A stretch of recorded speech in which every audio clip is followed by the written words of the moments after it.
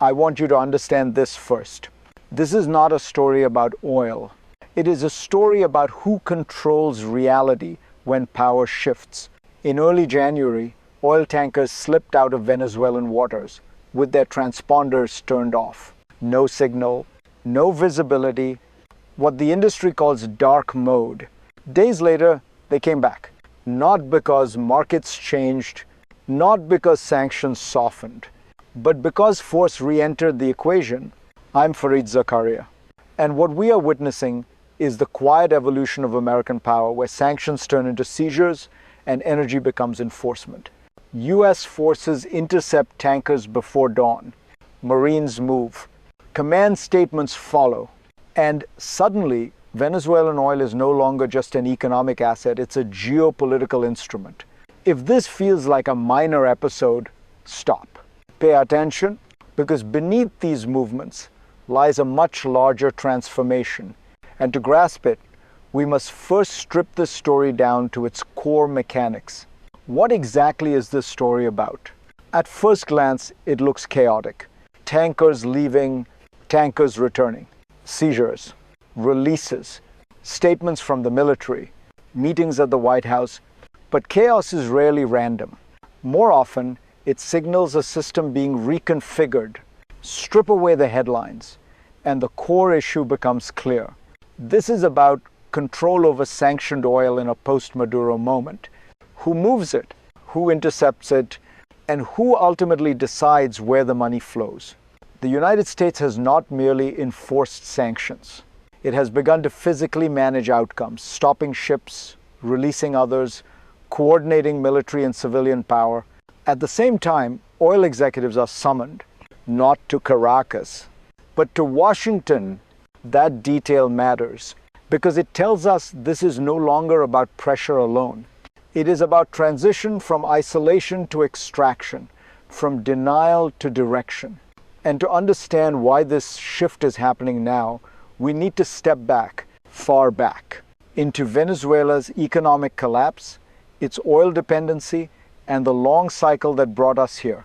To understand this moment, you have to understand Venezuela's long trap. For decades, Venezuela lived inside a simple economic loop. Oil paid for everything. The state controlled oil, and oil, in turn, controlled the state. When prices were high, the system looked stable. When prices fell, its weaknesses were exposed. An economy built on one commodity has no shock absorbers. Over time, sanctions tightened that loop into a chokehold. Oil could still be pumped, but selling it became harder. Moving it became riskier. Getting paid became almost impossible. So Venezuela adapted. Shadow fleets, flag changes, dark mode shipping. These were not acts of defiance. They were acts of survival inside a closed system. But here is the historical pattern we often miss. Sanctions don't end systems. They freeze them. What ends systems is transition when control over the core resource quietly changes hands. That is why this moment matters. Because the story is no longer just about Venezuela's collapse. It is about who manages the exit. And once a system reaches that point, events accelerate. Which brings us to the first visible rupture. Then the rupture arrives, not with an announcement, not with a speech, but with a pre-dawn operation. One tanker is intercepted, then another U.S. Marines and sailors move in coordination. Joint Task Force units execute quietly. The ships are seized. One is later released. On the surface, this looks procedural. Law enforcement at sea. Sanctions enforcement with muscle. But that reading misses the deeper signal. This was not about punishment. It was about demonstration, a message to every vessel still operating in the shadows, a message to every intermediary moving sanctioned oil, and a message to Caracas itself. Dark mode no longer guarantees safety. For the first time, the cost of moving Venezuelan oil is no longer financial alone. It is strategic. It carries military risk. If you're trying to understand why those tankers turned back, this is your answer. Power changed the incentive structure, and when incentives change, systems adjust fast. But here's the crucial part. This seizure wasn't the end of the story. It was the beginning of something more coordinated. Because once force enters the equation, the next question is always the same. Who replaces the old system? What comes next is the part most people miss. Because power rarely announces itself. It reorganizes quietly. Behind the seizures lies a deeper mechanism at work, a convergence of sanctions, military enforcement, and corporate readiness. For years, Venezuelan oil existed in a legal gray zone. Sanctioned, but still flowing. Restricted, but never fully stopped. A system frozen in place. What we're seeing now is that freeze beginning to thaw, not in Venezuela's favor, but under external management. Military interdictions create leverage. Leverage creates certainty. And certainty is what markets and corporations require. This is why oil executives are not negotiating with Caracas. They are briefing in Washington. Control has shifted from production to permission, from ownership to access, from sovereignty to supervision. This is not regime change by invasion. It is regime change by infrastructure control. Oil still comes out of the ground, but who moves it, prices it, sells it, and controls the proceeds? That's the real system. And once that system is externally managed, political outcomes become secondary, which brings us to the next escalation. Because when control becomes visible, resistance follows. And then the pressure tightens. Not dramatically, precisely. As tankers return to Venezuelan waters, the message is unmistakable. The old shadow routes are closing. The gray zones are shrinking. At the same time, statements grow sharper. Military commands emphasize readiness. Operations are framed not as exceptions, but as policy. This is the second crisis point, quieter than the first, but far more consequential. Because now, every actor must recalibrate. Ship owners reassess risk. Insurers retreat. Middlemen disappear. Even buyers hesitate. What was once a fragmented, semi-functional system begins to stall. And here's the paradox. This pressure doesn't immediately collapse production. Instead, it centralizes dependency. When informal channels fail, only one pathway remains viable, the one backed by enforcement and approval. That's how control consolidates. Not by stopping oil, but by making all alternatives untenable. This is the moment when leverage peaks, when choices narrow, when time starts working against the weaker side. And that brings the story out of boardrooms and battle maps and into everyday life. Because systems don't break in theory, they break where people live. This is where you enter the story. Because when systems shift, ordinary people feel it first and hardest. For the average Venezuelan, oil was never an abstract commodity. It paid for food imports, it stabilized currency, it funded basic services. When oil stalls, life constricts. Prices rise before explanations arrive. Jobs disappear quietly. Uncertainty becomes permanent. And here's the cruel irony. None of this feels like geopolitics when you're living it. It feels personal.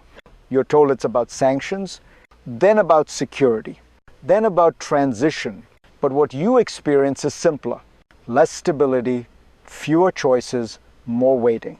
If you're watching this from afar, pause for a moment, because this is what systemic change looks like on the ground. Not speeches, not strategy memos, but millions of small disruptions compounding every day. This is why these stories matter. Not for headlines, but for human consequence. And it's also why this doesn't stop at Venezuela. Because when energy systems shift, the shockwaves never stay local. They travel. Once those shockwaves begin, they move fast. Venezuela is not just an isolated case. It sits inside a global energy web already under strain, fragmented by sanctions, wars, and competing spheres of influence. When one sanctioned supplier is forcibly reorganized, markets recalibrate everywhere.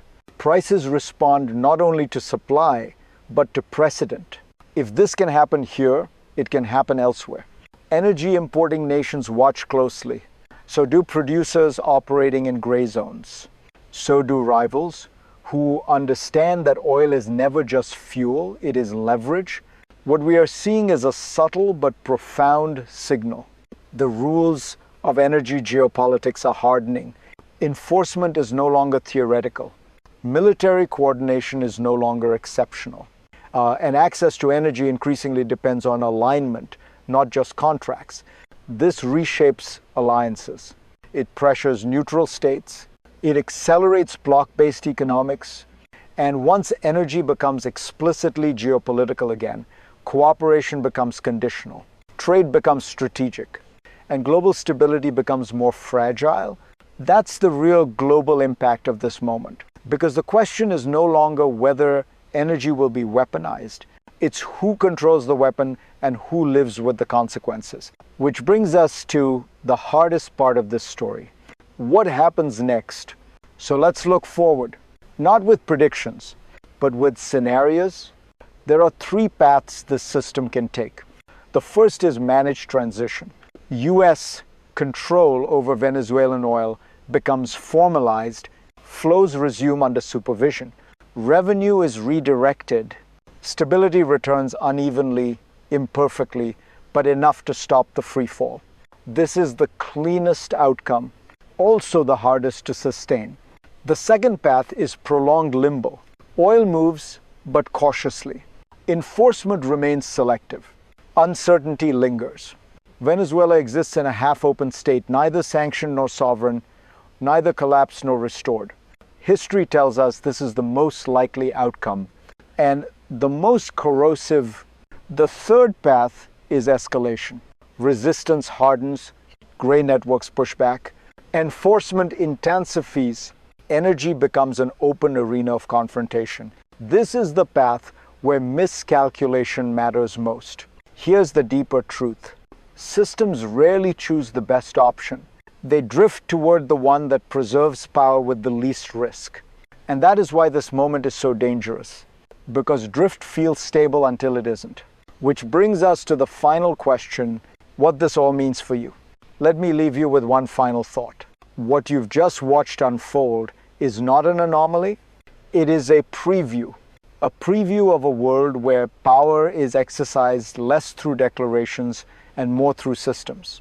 Where control is embedded in logistics, in permissions, in who is allowed to move, sell, insure, and profit. Venezuelan oil is simply the current stage. But the pattern is broader. Sanctions evolve into supervision. Markets adapt to enforcement. And sovereignty becomes conditional, not abolished, but managed. For you, the viewer, this matters more than you might think, because energy shapes inflation, inflation shapes politics, and politics shapes stability. The next time prices shift, the next time a supply chain mysteriously tightens, the next time power moves quietly instead of loudly, you'll know what you're seeing. If this analysis helped you see the system more clearly, stay with me, share it, question it, and keep watching. Because the most important stories ahead won't look dramatic at first. They'll look technical, administrative, routine, until suddenly they aren't. And when that moment comes, understanding will be your only advantage.